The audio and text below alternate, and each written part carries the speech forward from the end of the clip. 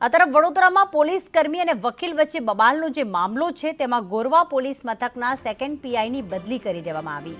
PI Chandrika આસોદરા leave રિઝર્વમાં મુકાયા છે। Constable Jayesh દેસાઈની હેડક્વાર્ટરમાં બદલી થઈ છે તો પીઆઈએ વકીલ આદિલ શેખને લાફા માર્યાનો આરોપ કર્યો હતો। આરોપીને કોર્ટમાં સરેન્ડર કરવા મામલે બબાલ થઈ હતી। બે દિવસ અગાઉ પોલીસ કર્મી અને વકીલ વચ્ચે બબાલનો જે મામલો છે તેમાં આરોપીને કોર્ટમાં સરેન્ડર કરવા મામલે બબાલ થઈ હતી।